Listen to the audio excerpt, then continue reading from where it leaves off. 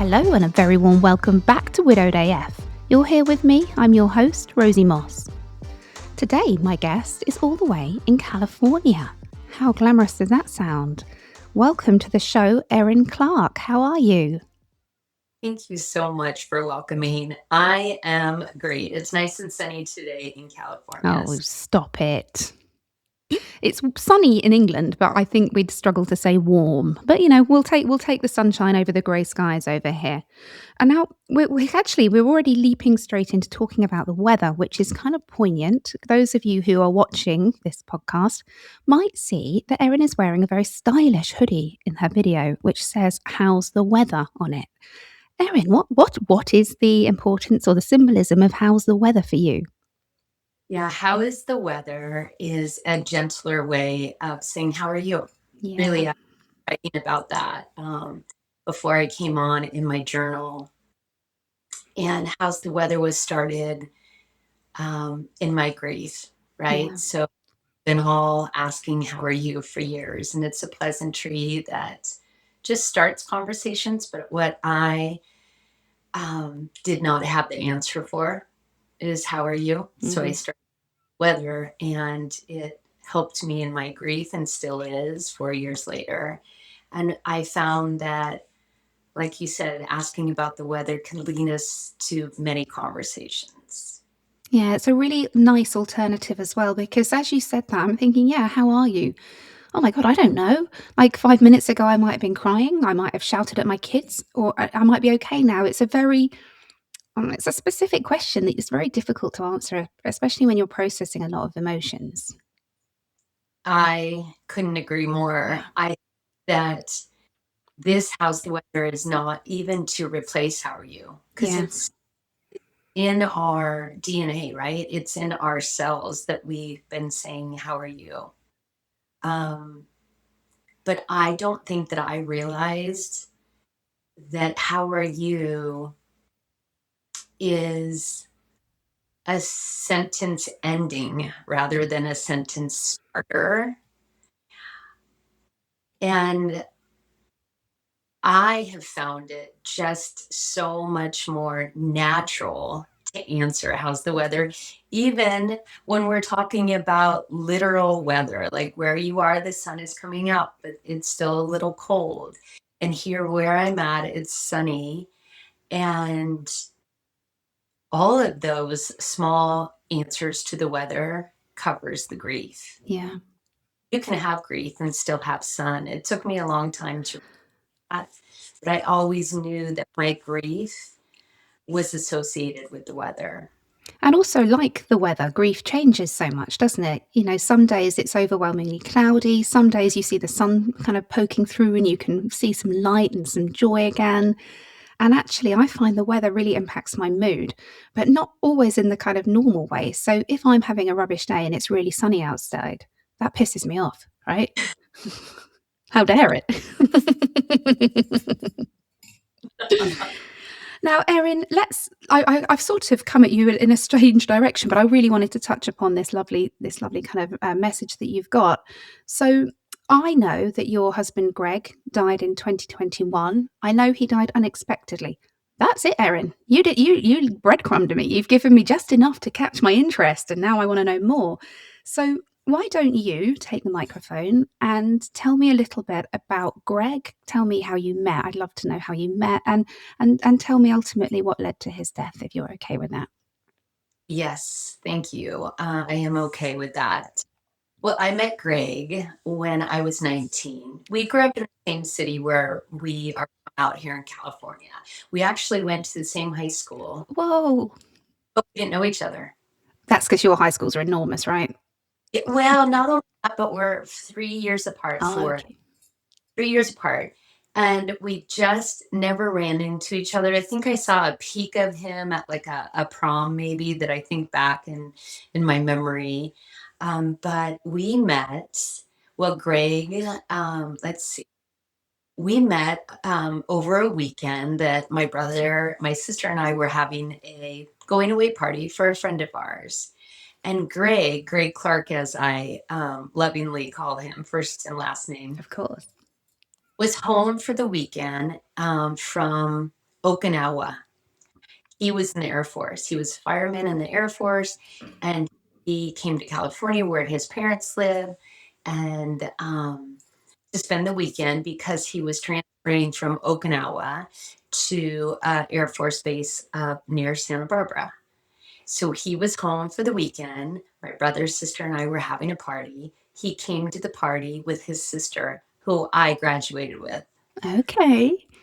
full circle. Yeah. And I met him that night, and sparks flew right away. And we spent the next couple days together. And then we had essentially a long distance relationship, just a few hours from where I lived and where he was going.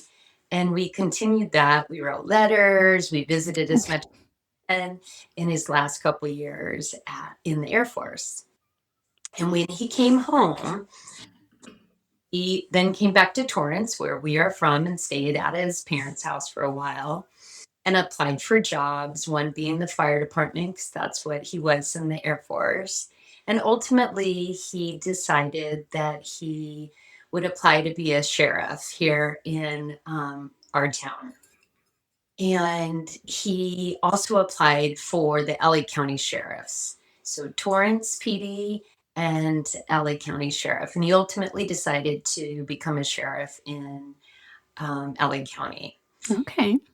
Fast forward to we dated, I'm going to say 4 years, and we got married in 1991. And I always like to say we just had a simple life. We both loved each other. I was working part time at a grocery store. Greg was the sheriff. And not 1 year, about 1 year, our first child was born, Madison. She was born in 1992. How lovely. Yes. And 4 years later, our son Chandler was born. And we were just a great little couple. We both come from big families. I come from a family of 13 brothers and sisters. Hang on. 30, you've got 13 brothers and sisters.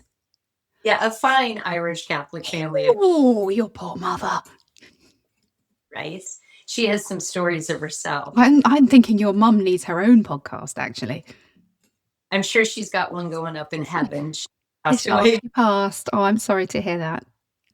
today. And then Greg grew up in a family of five. So we only had two kids, but we were completed as a family of four, where Yeah. my email is the Clark Clan Four. I noticed that. I thought that was nice.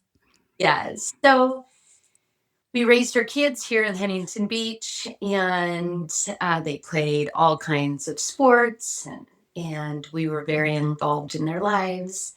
And we had, I'm just going to kind of fast forward to, it was a great love story. It was perfect that we met the way we did. And I always say things happen for a reason. God has already written our story, and our story together was a really great one.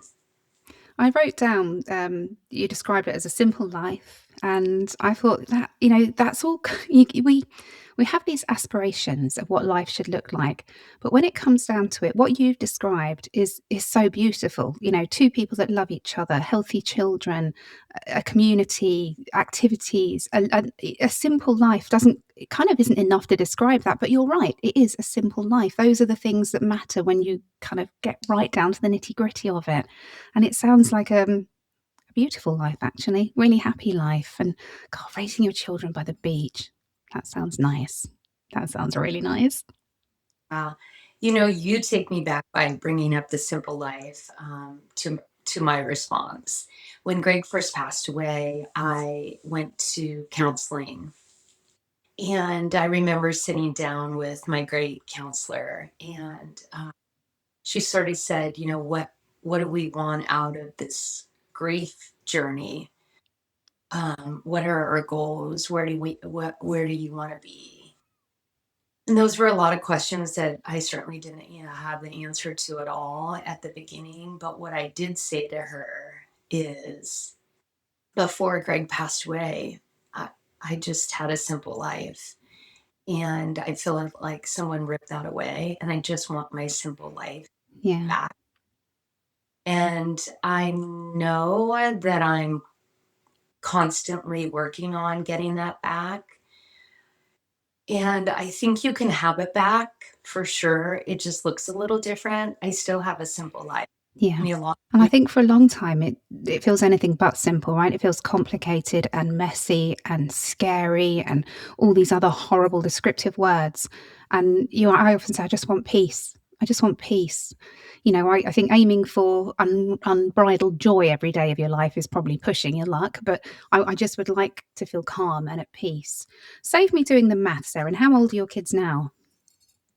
my kids are 33, so Madison is 33, and Chandler will be 30 in August. I will be 60 next month, so Chandler and I are 30 years apart. Oh, okay. Same with me and my mum and dad, actually. Yeah. Um, and I've got to ask Chandler, before or after Friends? Time. So this is so funny. I was pregnant with Chandler. I was going in April. So Chandler's born in August. In April for my 30th birthday, I was going on a road trip as one would when you're pregnant Of with your course. girl to go see Rod Stewart at MGM in Vegas. And I wanted Chandler to be named Patrick. Patrick is a fine Irish It is. name. Well, as you can imagine, with all the kids in my family and with Greg's siblings, he had five, I had 13. This is There little were, Patrick's. so you're going to love this. We were on the road with my girlfriends, and I was saying, I'm going to have a boy and I want to name him Patrick, but I can't. And sure as you know it, one of my girlfriends tried to imitate her best Janice from Friends, and she Chandler Patrick, and that I'm just going to botch that. But I called Greg Clark right away and I said, I have our son's name. And he laughed. So, friend, Amazing. we salute you. Amazing. I love that. I love that. And I love the story as well. So everything's great. You're raising your children. You're living this, as you described, a simple but a happy and a fulfilled life. So let's fast forward a little bit and tell me about the lead up to what happened, if you can. The lead up is I'm just going to start that night Yeah. and Okay. be said earlier that I really truly believe that God has written our story. And the four of us, got to go to dinner the night before Greg passed away. And it was just one of those, both my kids lived out on their own. And, we tried to get together as often as we can. But when you are all adults, you have different schedules. And when they were younger, one of our favorite Mexican places by our house was El Rancherito. And the night before Greg passed away, I said to him, Hey, do you want to go to dinner? It just started, Madison and I, like, do you want to have a girls' night? And then I asked Greg, and I think he had a paper due. He was in school. And he said, No, you girls go alone. And then Madison called Chandler, and I said, Hey, Greg, it's the three of us. So this is the night before he passed away. We all got to go to dinner together, something that we did at a favorite place of ours when our kids were younger. And I just took it as what it was. We went to dinner. And the next night, I was out to dinner again. And I came home, and Greg was on the couch, and he was watching a movie. And we said our, pleasantries. And I kissed him, and he had something cooking in the kitchen. And I normally sit with him and watch whatever he's watching. Well, it was the first time in 30 years. It was going to be or we had just passed our 30-year anniversary. So now this is October, and our anniversary was in June. So I decided that I would just go in one of the bedrooms and watch something else. It was, not normal because we would sit and watch TV together, but I did. And I fell asleep in one of the other bedrooms. And I wake up early to go work out. So I did. I woke up and went into our bedroom, and the sun was coming in just enough to have sort of a full picture of our bed without needing a light on. And I discovered that Greg was, it looked as if he had gotten up in the middle of the night to go to the restroom. Normally you sleep sort of like, up and Yeah. down in your bed. And I could tell that he was in the position that he maybe went to get up and then laid back down. And I knew immediately that he was gone. I called 911 immediately. They talked me through the getting him off the bed and CPR. And for a long time, I could not get the just listen to me. I'll walk you through CPR. I want you to not stop saying 1, 2, 3, 4. I want you to continue saying 1, 2, 3, 4 until the paramedics are there and they'll take over. And the paramedics did come, and Greg passed away of a heart attack in his sleep. I'm so sorry. I really am so sorry. There are so many tragedies in that story, aren't there?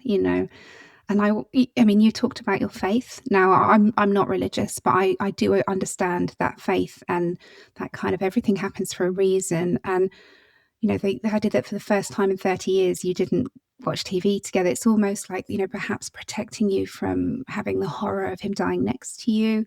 I don't know, but when you talked about that the day before going out for dinner, and I'm just going to tell you a little of my story here because the day before Ben died was Mother's Day, and the five of us, because we had the baby as well, we went to our favourite restaurant. It's an Italian in the town where I lived, and we went over there, and it was really busy, and the staff were rushed off their feet. And we sat down, we had a couple of bottles of wine and some garlic bread, and we're fine. Come back when you're ready. And you know what it's like eating out with children. They're normally a nightmare. They were brilliant. They were so well behaved, and the staff commented on it. And we walked home, and we were laughing, and we had this incredible, wonderful day.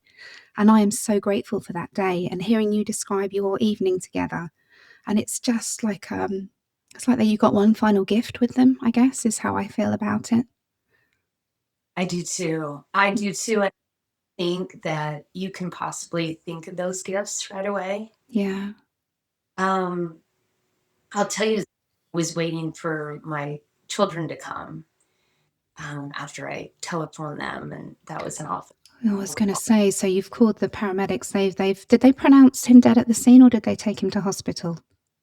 He pronounced him That, at this, that must have and been so terrifying. I'm sorry, I'm going to pull you back a little bit because I do want to just talk about the idea of performing CPR on the person that you love most in the world, and how utterly, utterly terrifying that must be, and almost an enormous amount of pressure because you must feel like if I do this right, there's a chance I can save him.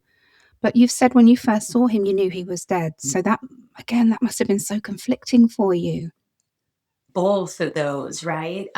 You think that the position that he was in, not normal, right? On his back, looking very handsome. I'm going to tell you, so very peaceful. And your first thought is that doesn't look right. Yeah. One thing to maybe take a nap real quick on your bed in that position. But back to performing CPR. Oh, your mind does tricks on you because when you're having that pressure and the 911 operator is speaking to you very aggressively as they should and telling you to be make a big impact, don't stop, push as hard as you can. Your mind does tricks on you because while you're putting that pressure on, as careful as you're being, you are sort of jerking the body. Mhm. And so Greg's eyes in my, in my brain were like, oh, this might be working because they were flickering. And it's very confusing Mhm. because you're upset. It's the worst day of your life. You're trying to take direction. You're trying to save your husband. And you don't know if anything's working. No. Oh, you don't want to stop. They've given you instruction of not to stop, and so I'm not stopping. Did you find that you almost went kind of, I don't know, almost like into kind of mechanical, quite, I'm not saying this very well, but you sort of, it's shock, isn't it? So all those emotions, I bet you wanted to lie on the floor and scream and howl, but you're having to go into a kind of clinical mode, right? So you're almost delaying the realization of what's happening as well, which again, it is very, very strange.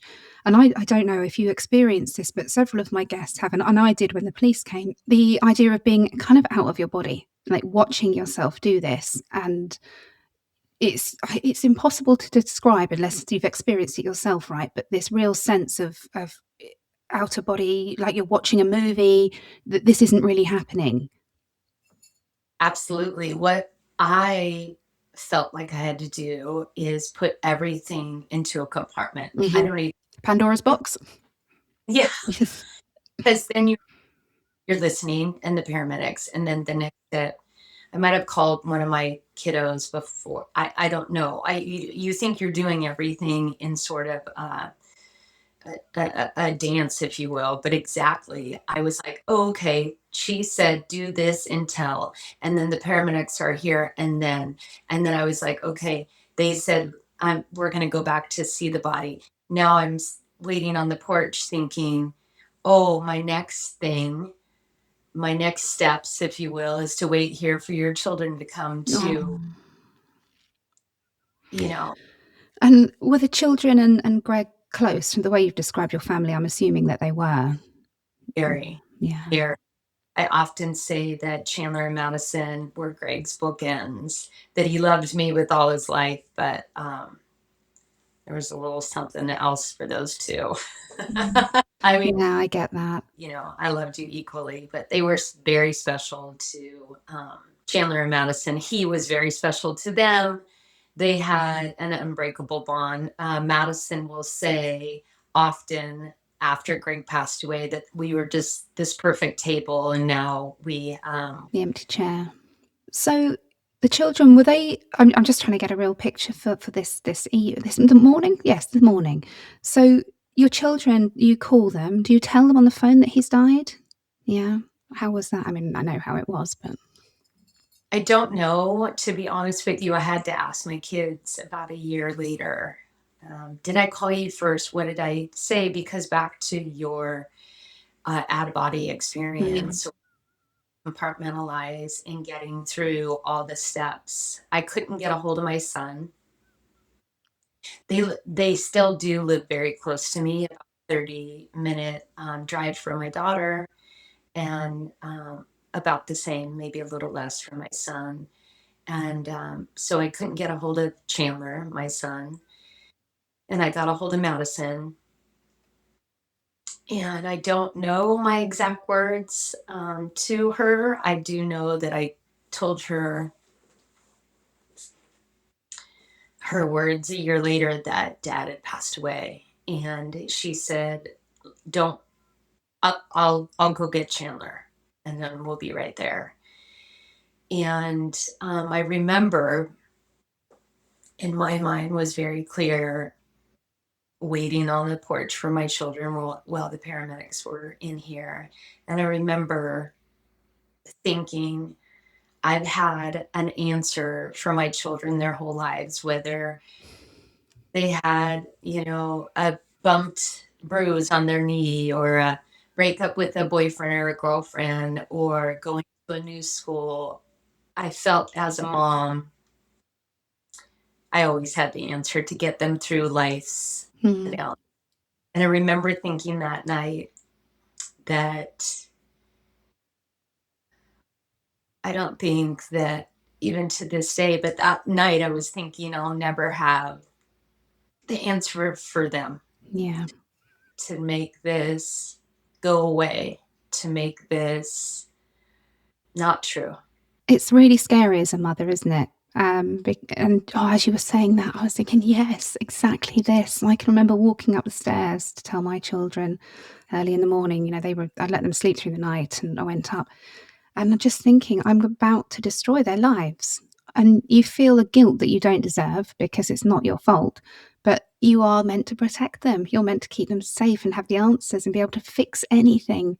And it really was the kind of most humbling experience of realizing that this time I couldn't do anything about it. I couldn't make it better. And yeah, that was what I mean. If it was the hardest thing I've ever done as a mother, not one of, it was the hardest. And I guess even though yours were technically adults, you're still your dad, right? It's still your dad. And for it to be so sudden and so shocking, how were they when they got to you? Brokenhearted. Yeah. I immediately went back to see Greg. And my daughter initially did not want to go back. And I sat on the couch and I told her that when my mom passed away, my mom had an open casket, and I was very close to my mom, as all of us were. And I did not want to say goodbye to the open casket because I knew that I'm very visual, and I knew that that would be my last vision of my mom, and I couldn't bear it. Yeah. And I remember sharing this with Madison. I don't know how you can even have a conversation of anything except what was going on. But I remember saying to Madison, I will sit here with you and you don't have to go back. But dad looks beautiful and handsome and strong. And if you want to go, Chandler's back there and we can go be together. We can just sit with him. And she eventually did.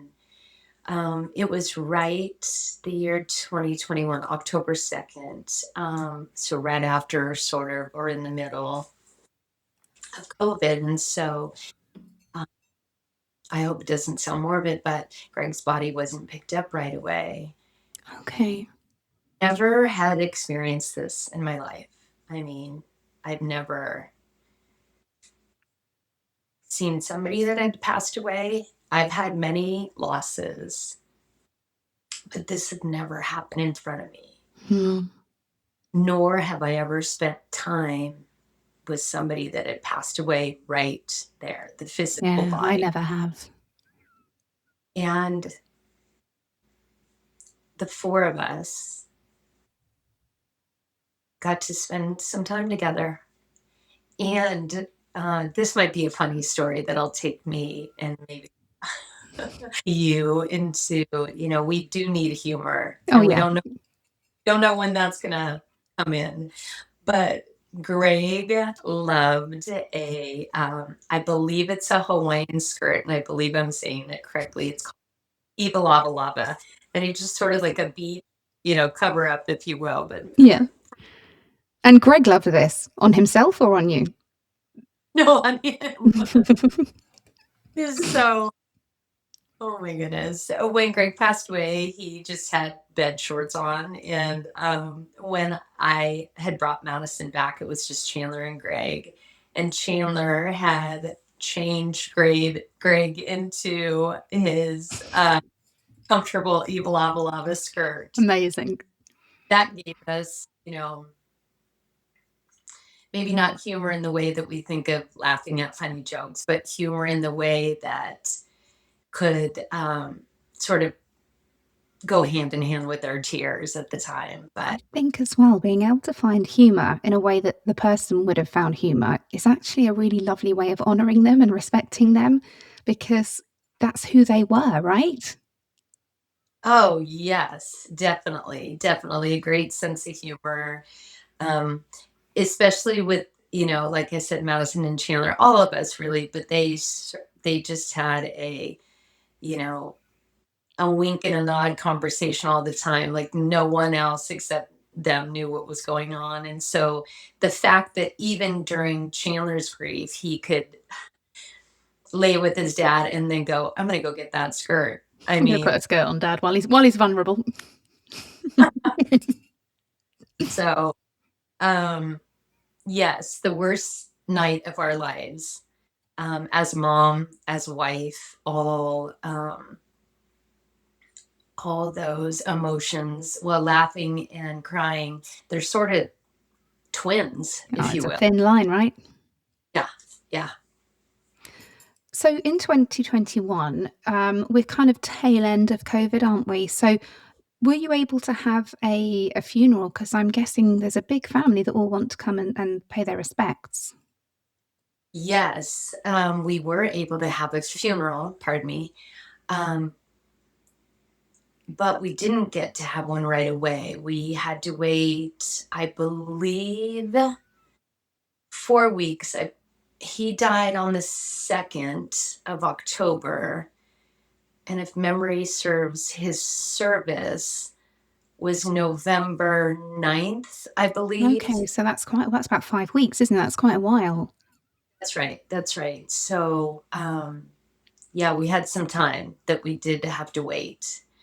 And that might have been for scheduling, for, for being allowed to have larger crowds. And so, yeah, there was some waiting time in there for sure. And what about the funeral itself? I bet it was it a Catholic funeral, big affair? It was not a Catholic Okay. funeral. My family is Catholic.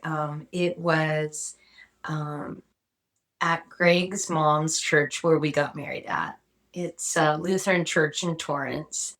And it was something. We did a very good job. Many have told us that that was the best funeral they had gone to. And my daughter is a fireman here, one of the local cities. And my nephew is also a fireman from Torrance, where we grew up. And so we had the fire department, we had taps, we had a beautiful service led by the pastor. My children spoke. Hello, we are back. We had a bit of a tech issue there, and unfortunately, Erin's had to come back and speak to me again. You poor thing, Erin. Hardship, right? It is my pleasure. It's my pleasure as well. Quite like this actually, this having two records with people. So we're going to try and bring the conversation back around to what we said last time, but unfortunately, neither of us can probably remember. So if we Yeah. repeat ourselves in this little edition, I do apologise in advance.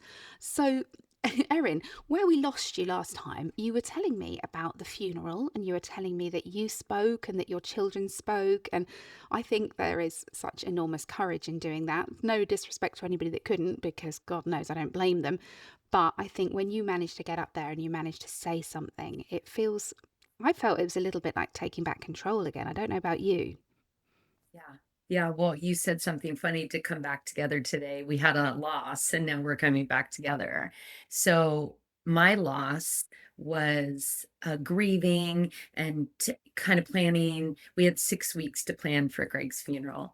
And the whole time, in my grief and my loss, I said, there's no way I'm speaking. And my kids said, they would. And I thought, like you just said, it's just bravery just to go up there and put your emotions and your grief sort of like on display, right? You're not only doing it for, um, to honor, in their case, their father, but I've been thinking about this. You also are giving the other people in the crowd, if you will, they are there to honor their loved one, their brother, their sister, their friend, their neighbor.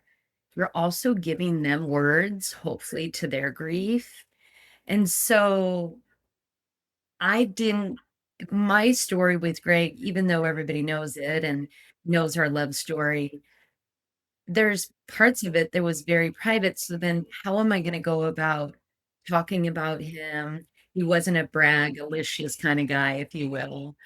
In fact, planning his funeral, I put a big picture up on the church stage instead of just him. Yeah.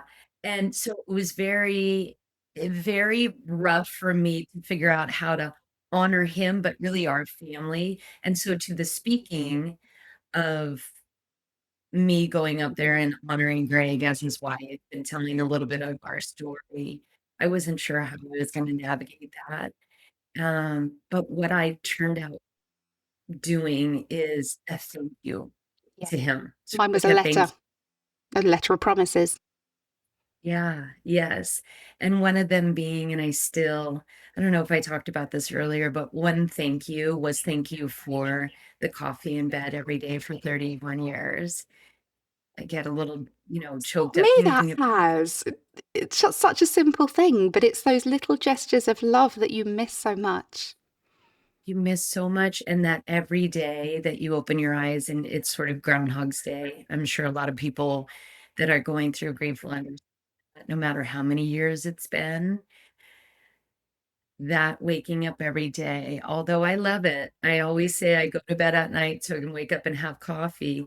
It's a twofold. I remember the first time and it hit my heart, like selfishly, like no one here to give it to me, but my heart was broken in another way because I wouldn't have that coffee. So back to the funeral and speaking, I'm very glad and proud of myself that I did it. And I think all three of us honored him in our own ways. My daughter, I know we mentioned earlier, she's a fireman in the city near us. And she spoke about she was going through the police academy. I'm sorry, he was a police officer.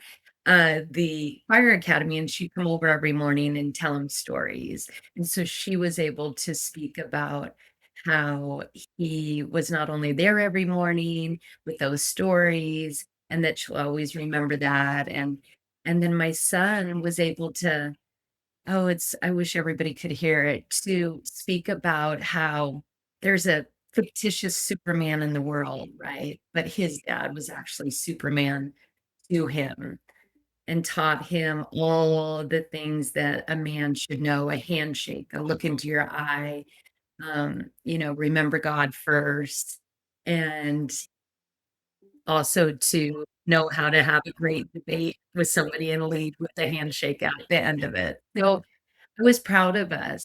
I know in the moment, you can't think like that because 'cause you're just trying to get through those moments, but I've been fortunate enough to watch the funeral, and I'm glad we taped it for people that could not be here, and I've watched it many times through the years, and, the first few times, I couldn't see anything past my tears and my broken heart, but then to wrap up this sort of us speaking, I was so proud of us. No, I was so proud that we honored him in 3 different stories. That's incredible. I never thought about filming it. I did ask for everybody that spoke to give me a copy of the speech because I wanted to have that. And actually, not everybody did, which is really frustrating. It's like, come on, I'm the grieving widow. Can I just have a copy of the damn speech?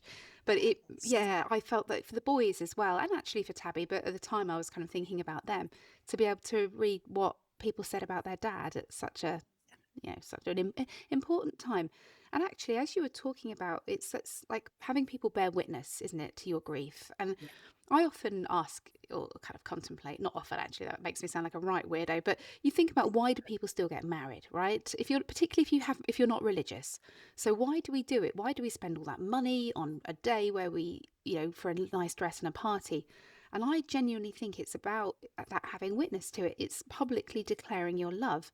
And I guess a funeral's a bit like that. It's where you publicly display your love in a different way, the love that is now grief.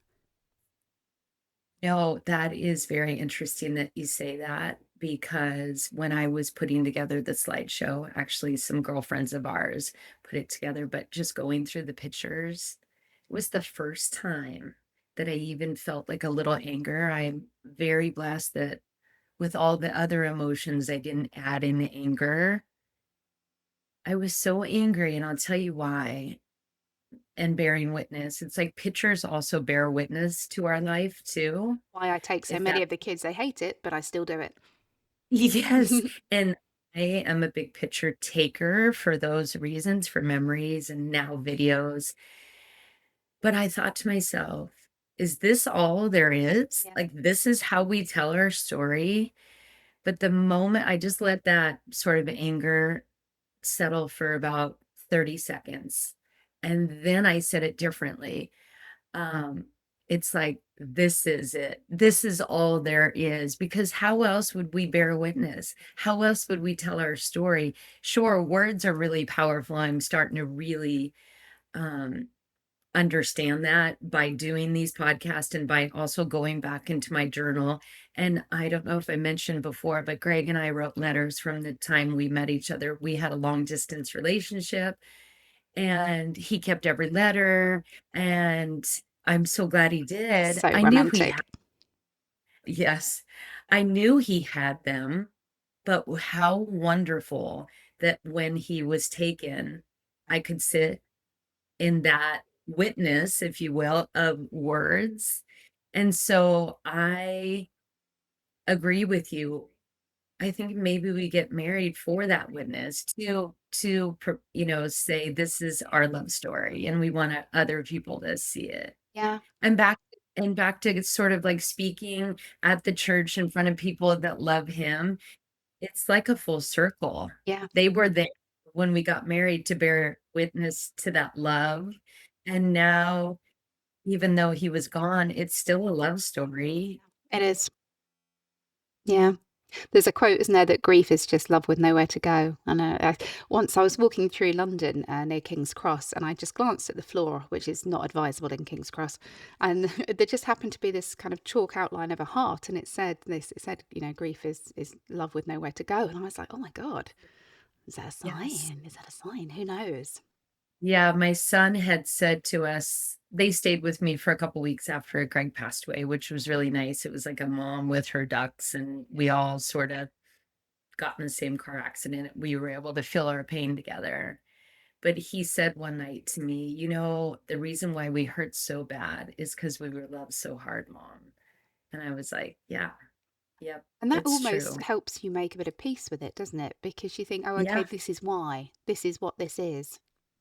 But then I Well, guess and then you might get a kind of a little bit of guilt when the grief doesn't feel so acute. Does that mean I didn't love them or I don't love them anymore? It's very complicated being a widow, isn't it? it is complicated. Yeah. Yeah. I always said, and I still do sometimes, it's like I have to visualize this grief in a like a weight like you see in science class, and you're trying to balance like the evenness of, in this case, grief and sunshine if I bring how's the weather into Yeah. it. But how is that possible? How can you hurt so bad? And then you have times and days and you're laughing and you're making plans and you're at somebody's birthday party, you're going to a wedding and or going to a funeral. I had a lot of those the first 3 years. And how can you bring all of that into grief? And what I've now started to realize is you can honor all of them. Yeah. And it's okay. It's okay to enjoy life. I feel you should, really. You should. That we owe them that, don't we? We owe them that, and we owe it to Yeah, ourselves. of course. I mean, I'm also honoring those people right now in this conversation that can't get out of bed and that can't get past the grief and not let sunshine in and are not able to see I honor you too. And I just give you grace with that because it's confusing. Yeah, it is actually, and you're right. As I said that, I thought, actually that might land a bit heavy with somebody that's thinking, well, I can't honour them right now because I'm lying under the duvet in clothes I've not changed in 2 weeks. And Yes. actually, that is okay, isn't it? You couldn't live like that forever. That would be a terrible way to live. But it's okay when it comes. Um, Yeah. and actually, on that note, tell me what life was like for you in the early weeks. Were you a pull the duvet over the head and hide, or were you a get up and seize carpe diem, seize the day? I know which one I was, and it was it wasn't the latter. I would have to say, so back to my kids state it felt a couple weeks. And it was a little bit of business at first. I don't know if that makes sense to everybody. We didn't have the funeral for 6 weeks. So every day was sort of business. Greg was in charge of, like, I always say, everything under my roof, my home, those kind of business things. So for the first couple days, although people were coming to be with us and, there were lots of moments of sadness and stories and gray skies, but there was a bit of business that you had to take care of, and maybe denial, maybe like, Mm, "Oh, he's on a yeah. fishing trip for a bit, and he'll be back, and I have to take over." Um, so for the first 6 weeks, 5 weeks, it was very business, You're in a and bubble, aren't you? You're in a bubble. yeah, I agree, you're in a bubble of what's next. I hope this comes out okay, but I had to get ready for his celebration. So you're sort of like you have a checklist and you're like, we have to have this party to honor him. And so I think the checklist helped to be checked out of what really was Yeah, going on. yeah, I So agree. yeah, for the first 6 weeks, it was business, checklist, make sure we are going to honor him. And then it's like the balloons at a party. People put, the party was over, celebration was done, and then it was very, very dark. Um, Lots of days not getting out of bed. In fact, speaking of a list, I think I did mention this. I have a sticky note on my mirror, and it said three things: get up, take a shower, and move. And sometimes it was literally only those three things. And when I say get up, move to the shower and go back to At least you didn't smell. bed. There was that. I had a friend come You're- round in the early days, and she she got into the bed with me, and she just Oh, went, you said, "Oh, Rose, you're going to have a wash." Yeah. yes. Well, I'm not saying every day I showered. Those things weren't all, they might have been out of order. But so isn't that interesting? I just thought of it. I had this list for 5 weeks to check off everything for the celebration. And then I was left by myself. Everybody goes away. Not to say they're not calling or checking in. Their My own kids lives went carry to on, right? Lives Carry On. And I honestly did not think I really trusted myself into the world. There was no music, there was no TV, there was no sound. Certainly, I couldn't be around people. I retired. I worked in the schools for 15 years. I didn't think I could handle anything except those three things. And sometimes I did it well, and sometimes I didn't. And lots of times it was cover over the head and wish I could stay there. And there were many times that I thought, why if why can't I just be with him? Not thoughts of suicide, but thoughts of like, well, that's not true. I had many days. The first few 2 or 3 days, um, when everybody was at my house, when my kids were here, when we were working on business, quote unquote, I would go into the bathroom and get a hold of myself and beg God for me to survive this because I had never in my life had a broken heart like this. And I knew I was going to die. I just knew it. I had it in my head that, oh, this is what happens. This is why spouses die when their loved one goes, their husband, their wife. And there was no way that I was going to be able to live through this. But I did, and here I am, and the list kept me going. And even the fact that you were essentially begging for your life, begging to survive this, that shows that kind of deep courage and that deep determination that this wasn't going to completely destroy you was there, even though there were days when you couldn't get out of bed and you felt completely overwhelmed by everything. And that is, that's your courage shining through, isn't it? It's that, grit and determination. God, thank you for sharing that. Thank you for saying that. Yeah.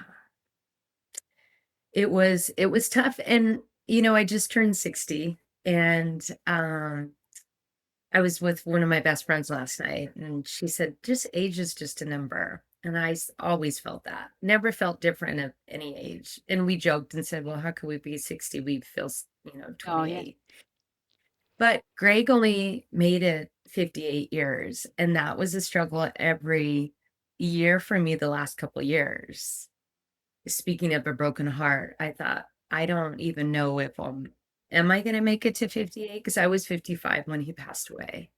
So every year on my birthday, or on his birthday, I would think, am I going to make it to Yeah. my birthday? Am I going to outlive him? Yeah, Ben was 42, so I'm now older than he was.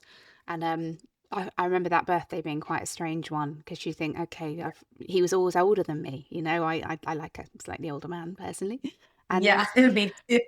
suddenly I was older than him. And, there's this kind of part of me that can picture him laughing at me somewhere going, ha, you're older than Yeah, me now. yeah, And he would have been 50 last year. So we had a bit of a party here anyway because it was a nice I lo- opportunity to get people together. When were you 60? yeah, Was it very recent?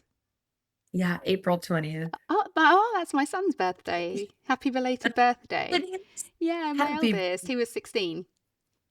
Oh, that's a great birth. That's my favorite birthday. Yeah, he's just got his we do they do a big set of exams called GCSEs at 16 in the UK. Okay. So they're coming in a few weeks, and so once that's done, he gets a really long summer holiday and he can just chill and hopefully earn Okay. some money around the house. Yes, yes. Is he driving also? No, Is he driving? 17 here. Oh, 17. Yeah, Okay, well, that's good. That's nice. Oh, tell him happy birthday from his special buddy. thank you. Thank you. Yeah, I love that. So, Erin, what do you think it was that enabled you to pull yourself out of this period in your life? Because, like we mentioned earlier, there'll be people listening who are in that head over, head under the blanket stage, and they'll be thinking, okay, well, how do you get out of this? What did you do?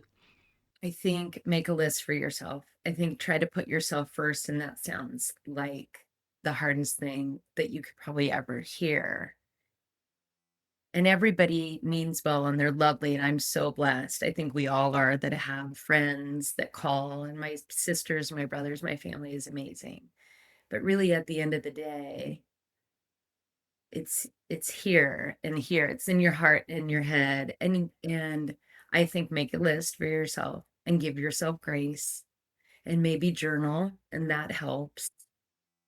And just like any recovery, you have a broken leg, you have a broken arm, even though this is, in my opinion, it feels much more devastating. But when you get that cast off your arm or your leg, you have to do rehab. You have to get up and you have to move. So you might think of it as rehab, because what helped me in my rehab, if you will, is those three things that I put on the sticky note. And I didn't think about it at the time, but that was me saying, okay, this is what you have to do today. Almost like a doctor would say to you, come in today, we're going to work on this. So I would say, give yourself grace. Use an alarm. Maybe today I'm going to stay in bed an hour, and then I'm going to get up and take a shower. And yeah, I would encourage people to do that. Actually, once you've got out of bed and had a shower, you often then feel a little bit more like doing the next thing on the list, don't you? Um, and for you, what sort of timescale did this go on for you before you were able to sort of re-emerge, blinking into the daylight, into reality again? A long time. I didn't realize it, but here's sort of my timeline on it. Greg passed away. Those first 6 weeks were business. Then the first year is business, really. You have to change a lot of things, right? We all, if we're in this club together, we know about all those changes, business changes. Admin is what a friend of mine she actually trademarked it. I know this because I used it in my book and then found out I shouldn't. She trademarked it. She was fine. But it's Sadmin. Isn't that's a good term, isn't it? Yes, that's exactly right. Mm. So that year, you're having emotions, but it's really sort of compartmentalized in uh, survival mode, safety. because you have to have those things to live, right? You have to have your car payment, your all just the business things. And then the second year, me personally, I thought that was the worst year Yeah, that because you it's quite common that actually. is it? Mhm. Is it? Okay. Yeah. Well, thank you for saying that because sometimes we all know you whatever thought we're having, you You're can the only feel one. very you're the only one. So during that first year, of course, I moved because I had to, but I wasn't in reality of I knew that I had a broken heart. I was doing this with that broken heart and tears and all the things. Um, and then the second year hit me like the accident had just happened, even though it wasn't an accident. Metaphorically, it was my accident that I was in. I would have to say, because I have the journal, I would have to say my third year. Yeah, that's when you sort of I start to finally rebirth. rebirth. And I even wrote in my journal that I wish I think there's a way to share it one day, and hopefully it'll help people. Well, I talked about earlier how when this happened, when Greg passed away, I felt like I was on this ship and somebody had literally just tossed me off into this thunderstorm, waves like you've never seen before. I went all the way down to the bottom, and it each time I'd come up for and another wave would take me down. And people would throw life jackets, meaning people would call and but all of those life jackets, every time someone reached out, it was like, "Oh gosh, I'm gonna get saved this time." No, little holes in them. And it was the 3rd year that I wrote in my journal, "I can finally see the sand. I can finally see the surface that I can come to." And those life jackets that I'd been handed, they're all patched up. And I think that the storm is not over, but the sun is only starting to shine, and I can see clear skies, and I just know that if I keep going, I can reach the shore, and I'll be able to be okay, and I wrote something very similar in my journal, so I would say 3 years, and I just let's see, Greg, passed away in October, so we're 4 years-ish. You should post like the journal entries on Instagram or something and have like I think people would be really interested to see that. I would be interested to read them. Okay, okay, I'll grab it. Sometimes you think they're too long, but I think you can break them up. Yeah. But I would say 3 years. It took me a long time, to forgive myself because Greg slept in our bedroom that evening, and I fell asleep in another bedroom, which never happened in 31 years, and when I woke up in the morning and I found him, and, I had to give him CPR and call 911. None of it worked. Uh, I know he passed away now earlier in the evening or in the middle of the night, but I couldn't forgive myself for many, many, many years. It's crazy, isn't it? So, you know, you must know logically, and you know, if you were to talk to somebody else that was telling you this, you'd say to them, "Of course you're not at fault. Of course you don't need to feel any guilt." But you do because it's. I think it's a part of like denial or trying to get back some degree of control over the situation because you're looking for blame, and even if that blame is pointed at us.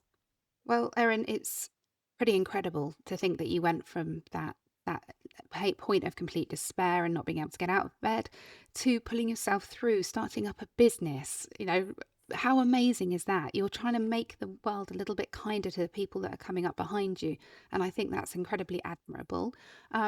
Let's just promote How's the Weather again. Let's tell people where they can find it. Thank you for that. I appreciate it. You can find me on Instagram, Facebook, YouTube, TikTok. You're doing TikTok. I keep And being told I've got to do TikTok. yeah, it's been fun. And my website. So my website is www.house theweather.com, but it's got those little like Apostrophe. you'll put it there. Yeah, we'll find it. Well, people will find it, and I will put notes in the show notes as well, so people can find you. Thank you Yeah. so much, Erin. Thank you for coming on in the first place and being brave enough to tell your story. I never underestimate how much courage it takes to do this. And also thank you for coming back on again, because I didn't want to leave our episode kind of half finished when I put it out, and it was too beautiful not to put out. So thank you ever so much for your time twice. And to anybody out there that's been affected by today's episode, you can reach out to me. I'm at widowed_AF, or you can find Erin at the aforementioned socials or in the show notes. But for now, it is goodbye from me, and it's goodbye from Erin. Bye, everybody. Thank you so much. You've been amazing, and that we can sit and tell our story and hopefully just encourage the widows out there and anybody else that's going through some pain. So thank you. Wid Army, we're with you. But the rest of you, you guys take care of yourselves and each other, and I'll be back with you next week with another story from widowhood. Bye-bye. Thank you for listening. If you found this episode helpful, hit follow or subscribe so you don't miss the next one. And if you think someone else may benefit from this, please do share. We'd also really appreciate a quick review. It helps more people find the show. Thank you again, and see you next time on Widow.